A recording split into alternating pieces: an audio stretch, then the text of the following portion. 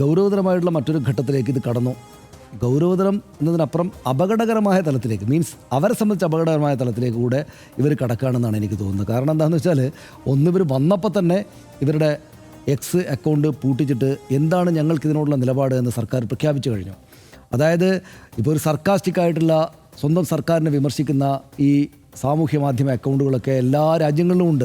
അതൊക്കെ അതിൻ്റെ വഴിക്കങ്ങ് നടക്കട്ടെ, അവർ പരിഹസിക്കുകയാണല്ലോ, തമാശ പറയുകയാണല്ലോ എന്ന് കണ്ട് അതായത് അതിനകത്ത് ഈ മനുഷ്യരുടെ സമ്മർദ്ദം അങ്ങ് അതുവഴി അങ്ങ് പോകട്ടെ എന്ന് കണക്കാക്കുകയാണ് സാധാരണഗതിയിൽ സർക്കാരുകൾ ചെയ്യുക. അതായത് അതുകൊണ്ട് ആ ഫ്രസ്ട്രേഷനും രോഷവും യുവാക്കൾക്കുള്ളത് കുറേയൊക്കെ ഇതുവഴി അങ്ങ് പ്രകടിപ്പിക്കപ്പെട്ട് കഴിഞ്ഞാൽ അത് തെരുവിലേക്ക് ഇറങ്ങാതിരിക്കുകയും അതുകൊണ്ട് തങ്ങൾക്ക് അനുകൂലമായിട്ടൊരു സാഹചര്യം വരുമെന്ന് കരുതിയിട്ട് അങ്ങ് ഒഴിവാക്കി പോവുകയാണ് സാധാരണഗതിയിൽ ഇത്തരം സർക്കാരുകൾ ചെയ്യാറുള്ളതെങ്കിൽ, വന്നിട്ട് മൂന്നാമത്തെ ദിവസം അല്ലെങ്കിൽ രണ്ടാമത്തെ ദിവസം തന്നെ ഈ പറയുന്ന അക്കൗണ്ട് ഹാക്ക് ചെയ്ത് ഇല്ലാതാക്കാനാണ് ശ്രമിച്ചത്. അതിപ്പോൾ രാജ്യസുരക്ഷയ്ക്ക് ഭീഷണിയാണെന്ന് പറഞ്ഞിട്ട് സർക്കാർ കേന്ദ്രങ്ങൾ തന്നെ ചെയ്തതാണ് എന്ന വാർത്തയും പുറത്തു വരുന്നു. സ്ഥിരീകരണമൊന്നുമില്ല, പക്ഷേ അങ്ങനെ വാർത്ത വരുന്നു.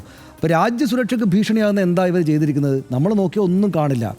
രാജ്യസുരക്ഷ എന്ന് പറയുന്നത് രാജ്യത്ത് ഭരിക്കുന്ന BJPക്കെതിരായിട്ടുള്ള അല്ലെങ്കിൽ BJPക്ക് സുരക്ഷ എന്ന മട്ടിലാണ് ആ ഭാഗം കാണുന്നത് എന്നാണ് നമുക്ക് മനസ്സിലാക്കാൻ പറ്റുക. അതായത് CJP കോക്രോച്ച് ജനതാ പാർട്ടി BJPക്കെതിരാണ്, ഭരിക്കുന്ന പാർട്ടിക്കെതിരാണ് എന്നതുകൊണ്ട് തങ്ങൾക്കെതിരായത് രാജ്യസുരക്ഷയ്ക്ക് ഭീഷണിയാണ് എന്ന ഒരു വാദം ഉണ്ടാക്കിയിട്ടാണ് ഈ പറയുന്നത്. പക്ഷേ ഇതിൻ്റെ അപകടകരമായ തലം എന്താണെന്ന് വെച്ചാൽ, രാജ്യസുരക്ഷയ്ക്കെതിരാണ് എന്ന് പറഞ്ഞിട്ടുള്ളതും ഇല്ലാത്തൊക്കെ പറഞ്ഞാൽ, നമ്മൾ ഇന്നലെ വിശദമായിട്ട് ഇവിടെ ചർച്ച ചെയ്തപ്പോൾ ഞാൻ പറഞ്ഞാണ് 49% ഫോളോവേഴ്സും പാകിസ്ഥാനെന്നാണ് എന്നാണ് ആദ്യ ദിവസം തന്നെ ഇവർ പ്രചരിപ്പിച്ചത്. അത് വല്ലാത്ത തോതിൽ പ്രചരിപ്പിച്ചുകൊണ്ടേയിരിക്കുകയാണ്.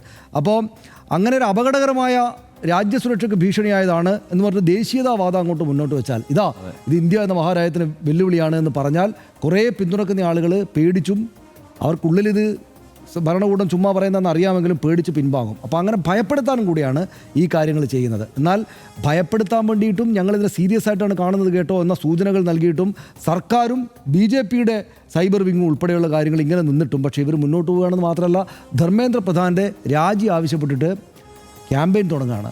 അപ്പോൾ ഇത് പിന്നോട്ട് പോകുകയല്ല. അപ്പം ഈ നമ്മളിപ്പോൾ ഒരു 10-20 വർഷമായിട്ട് അല്ലെങ്കിൽ 10 വർഷമെങ്കിലും ആയിട്ട് 2014 തൊട്ട് ഇങ്ങോട്ട് JNUവിലൊക്കെ ഉണ്ടായ സമരങ്ങളെയൊക്കെ ഈ സർക്കാർ നേരിട്ട രീതികളൊക്കെ നോക്കുമ്പോൾ എനിക്ക് സത്യത്തിൽ അപകടകരവും അല്ലെങ്കിൽ ഈ കുട്ടികൾക്കൊക്കെ ബുദ്ധിമുട്ടുണ്ടാവുമല്ലോ എന്ന ഒരു പേടിയോടെ അല്ലാതെ ഒരു സാധാരണ പൗരൻ എന്ന നിലയ്ക്ക് ഇതിനെ കാണാൻ പറ്റുന്നില്ല. പക്ഷേ സ്വാഭാവികമായിട്ടും ചെറുപ്പക്കാരാണ്, അവരുടെ കരുത്ത് ആ നിലക്ക് കാണും. സർക്കാരെ ഇവരോട് റഫായിട്ട് പെരുമാറാതിരിക്കണം എന്ന് ഒരു പൗരൻ എന്ന നിലയ്ക്ക് കേന്ദ്ര സർക്കാരിനോട് ആവശ്യപ്പെടുകയും വേണമെന്ന് ഞാൻ വിചാരിക്കുന്നു.